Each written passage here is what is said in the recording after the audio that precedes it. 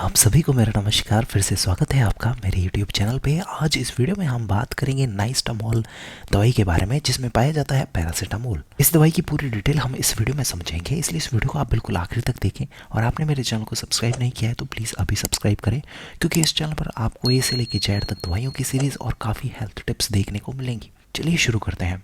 देखिए, नाइस्टामोल एक ब्रांड का नाम है जिसे बनाती है डॉक्टर रेड्डी कंपनी, और इसके अंदर पाया जाता है पैरासीटामोल। देखिए, पैरासीटामोल एक बहुत ही कॉमनली पाई जाने वाली दवाई है जो बहुत ज़्यादा यूज़ होती है। और देखिए, आपको बहुत अच्छे से समझ में आए इसलिए मैंने राइट साइड में अलग अलग ब्रांड की दवाइयाँ बनाई हैं। देखिए, सबसे पहले इसके उपयोग समझ लेते हैं।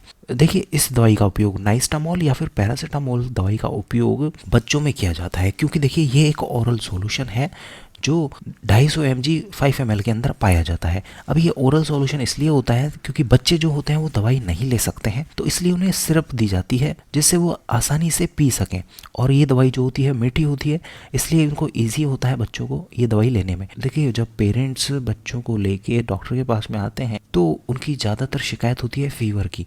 तो डॉक्टर चेकअप करता है, और चेकअप करने के बाद में जब टेम्परेचर पाया जाता है बॉडी में, तब उस कंडीशन में इस दवा का उपयोग जो है किया जाता है। और देखिए, फीवर कम करने के अलावा ये दवाई जो है दर्द भी कम करती है। अगर देखिए किसी बच्चे को वैक्सीन लगी है उसकी वजह से दर्द है, या फिर दांत आ रहे हैं उसकी वजह से दर्द है, या और किसी रीज़न से अगर दर्द है बच्चों को, तो इस दवा का उपयोग किया जाता है, क्योंकि ये जो दवाई होती है दर्द भी कम करती है, और जो हमारे शरीर में टेम्परेचर बढ़ जाता है, फीवर जिसे हम बोलते हैं, उसको भी ये दवाई जो है कम करती है। इसके अलावा सर के दर्द में भी इस दवा का उपयोग जो है किया जाता है बच्चों में। देखिए, इस दवा की टाइमिंग और किस तरीके से लेना है ये डॉक्टर बताता है पेरेंट्स को, क्योंकि देखिए टाइमिंग बहुत इंपॉर्टेंट होती है। इसके अलावा देखिए, बच्चे की एज और बच्चे का वेट बहुत ज़्यादा इंपॉर्टेंट होता है, क्योंकि जो डोज होती है वो उसी के अकॉर्डिंग होती है। यहाँ पर आप देख सकते हैं 250 mg पर ml है, लेकिन एज अगर ज़्यादा है तो हो सकता है डोज बढ़ाने की ज़रूरत पड़े, और वेट अगर ज़्यादा है तो भी डोज बढ़ाने की ज़रूरत पड़ती है। इसके अलावा देखिए, पैरासीटामोल काम किस तरीके से करती है, क्योंकि कई बार क्या होता है डॉक्टर से पेरेंट्स जो होते हैं पूछ लेते हैं कि डॉक्टर साहब ये दवाई काम किस तरीके से करती है,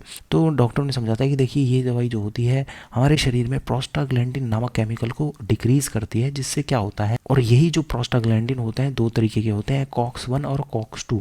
ये दोनों क्या होते हैं, दर्द के लिए और बुखार के लिए उत्तरदायी होते हैं। तो पैरासीटामोल क्या करती है, इन दोनों को कम कर देती है हमारे शरीर में, और इससे क्या होता है, फीवर कम हो जाता है। देखिए, इसके कुछ साइड इफेक्ट्स होते हैं जो डॉक्टर भी बताता है कि इससे कई बार क्या होता है, डाइजेशन में प्रॉब्लम हो सकती है, पेट में दर्द हो सकता है, उल्टी का मन हो सकता है, या कई बार उल्टी भी देखने को मिलती है। ऐसा बहुत कम देखने को मिलता है पैरासीटामोल दवाई के साथ, मगर किसी किसी पेशेंट में ये जो है देखने को मिल सकता है।